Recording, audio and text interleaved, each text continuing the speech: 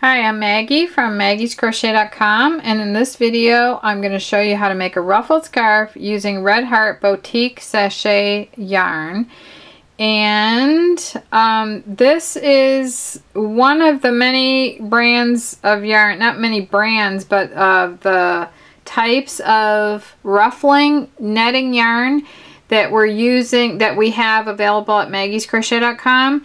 And so there's just endless possibilities for colors, and you can do them in one strand. I've got videos with 2 strands, and I really wanted to do another video with using this because I have a better quality camera now than I had before. So, and I really wanted to try this pink color. So here's some of the many colors that Sashay comes in, and the item number for this is NM782, and if you go to maggiescrochet.com you will see all the colors that are there. There's a lot of them. So let's start. I want to start at the center, and I'm going to pull from the strand out from the center, like right here. I don't want to start from the outside because then it'll just tumble everywhere. So I start from the center, and also I'll be using a Dreams crochet hook, which is my favorite hook to use for making ruffled scarves because of the deep cut inside the head here.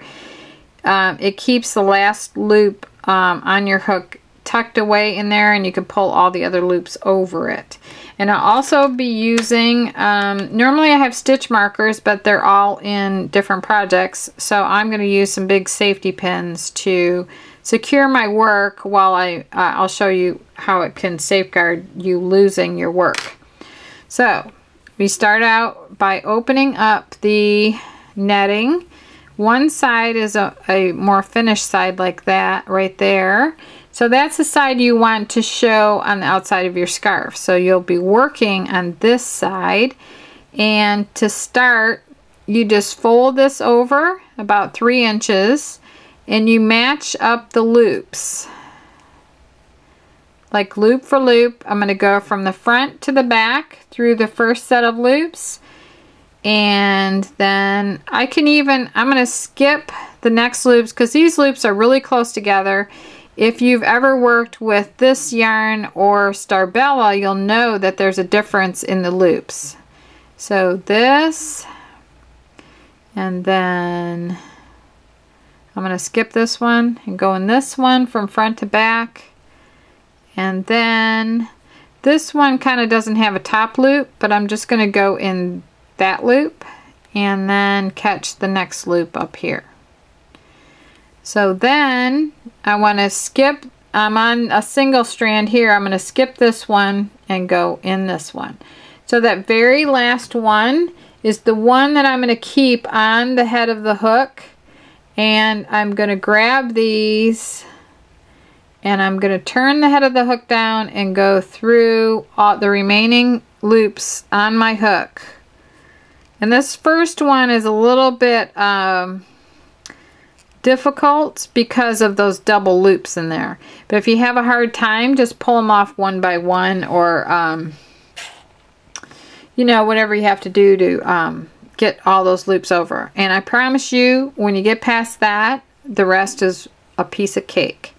So now at this point I definitely would skip 1 loop, maybe 2, and go into the 3rd loop, but for this one I'll go in every other one. So I'm going to skip 1, go in this one, skip 1, go in the next one, skip, go in the next one, skip, go in the next one, skip, go in the next one, skip, go in the next one, skip, next, skip, next. Okay, so all these loops are building up on my hook, and I'm going to count 1, 2, 3, 4, 5, 6, 7, 8, 9, and 10. That means I picked up 9 new loops on my hook. So let's go for 10. I'm going to skip the next one and pick up the next one. Okay, so the very last one is right here, and I am going to put my finger right here on each side of the rest of the loops, not this one. I'm going to leave that one down here, and I'm going to bring the head of my hook down and bring the remaining loops through those, like that. Now, if you look right here, what's happened is one loop didn't come off. So I'm glad that this happened, because I want to show you how you can figure out which loop should have come off that hook. So if you go right here and you pull this like a little bit right here, it's pulling that right here. So that's the loop that should have stayed on the hook, and this one needs to come off. It's the one that didn't come off. And see right there? So, okay, so then you skip the next one, go on the next one, skip, go on the next one, skip, go on the next one, skip, go on the next one, skip the next one, go on the next one. I'm going from the front to the back. Skip, go on the next, skip, go on the next, skip, go on the next, like this. So I'm going to do it till I have 10 loops. So it would be 11 total. 2, 4, 6, 8, 9. So I need 2 more pickups. So this one, and I'm spreading this out as I'm,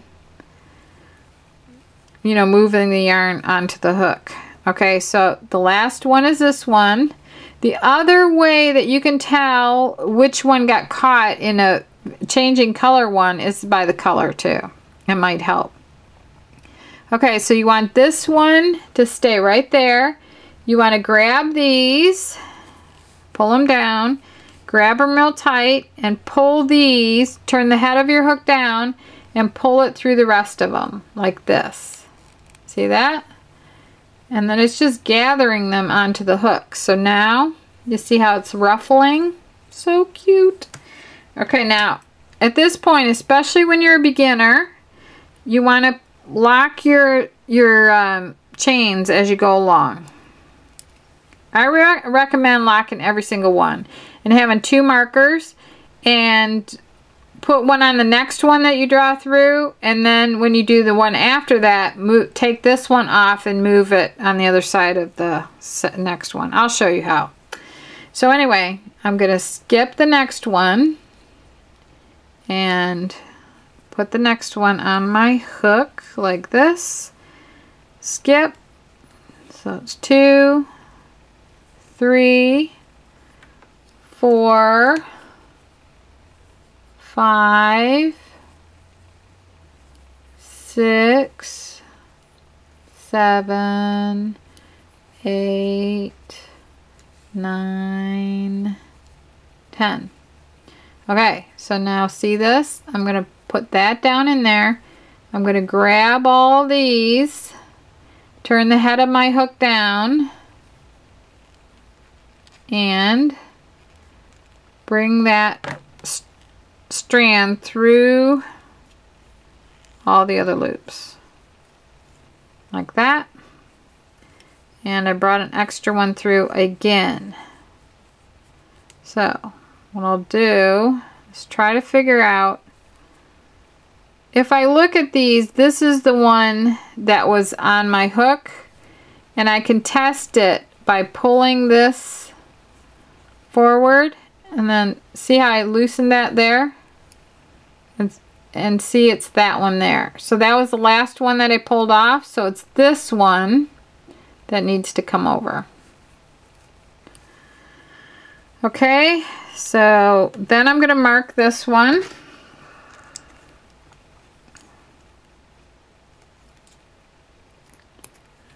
And this is good too if you want to set your work down, so when you pick it up you won't be lost. Okay, so skip this one, go through this one, skip, go through this one, skip, go through this one, 3, 4, 5, 6, 7, 8, 9, and 10. Okay. Now your yarn is going to twirl like this, so you just need to roll it like this to get it straightened out. It'll help you when you're trying to unravel it as you work. So you just keep rolling it till it's straight like that, and it uncurls it. Okay, so now your very last loop right here stays on your hook. These, the better job you do at straightening these out and grabbing them and pulling them over, the easier time you're going to have in making sure that all of them get off the hook except for this one. Okay, so then you're going to pull this through right here, and there you go. Okay, it might help to use a smaller hook here because these are smaller holes than Starbella. And this works fine for Starbella, but it might be a little bit big when you're pulling it through, and it might snag the loops. Let me try using a smaller Dreams hook. Okay, I'm going to try this. This is a 7. Okay. And now this is what I was talking about. I've got 2 stitch markers. So I'm going to take the one furthest back to the beginning, and I'm going to take that one out. It's perfectly safe to take it out. If I can get it. No, this is probably why it's not good to use these. Oh my gosh. It wrapped around the, oh boy. It wrapped around, it's not good to use, I'm learning something new here. It's not good to use the, safety pins because they get messed up. Well, anyway, I'll have to take that out. But you get the idea, don't use safety pins. So stitch markers are better. Or I have a safety pin here that doesn't have that round part at the bottom.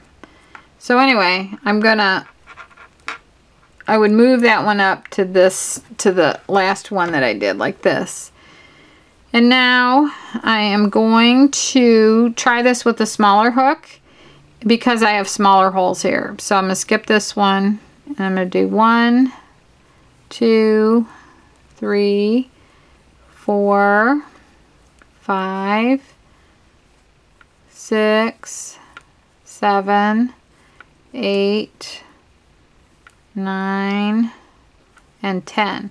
Okay, I'm going to leave the last one on there. I'm going to grab all these, and I'm going to pull that through. Oh, much easier. Much, much, much easier. So you want to use a smaller hook. That's a better idea. So anyway, oh, when you get to the end here, you want to cut this. Let's say I was at the end and I don't have any scissors, so I'm going to just use these little cutters here. So I would cut about maybe 3 inches out right here, and let's say this is my last loop right here. All I need to do is to pull the whole wad of yarn that's left through the last loop on my hook right here, like that. And I'm going to pull both sides right here, this and this. And I would probably like take this and tie a knot with it at the end too. And the ruffles are going to cover this up. But tie a knot like this, and then the ruffles will come down and hide this, and then you can trim that up a little bit more right there. So that's how you finish off your scarf. So that's how you make a ruffled scarf using Red Heart Boutique Sashay yarn, and that's available at maggiescrochet.com. Thank you for watching.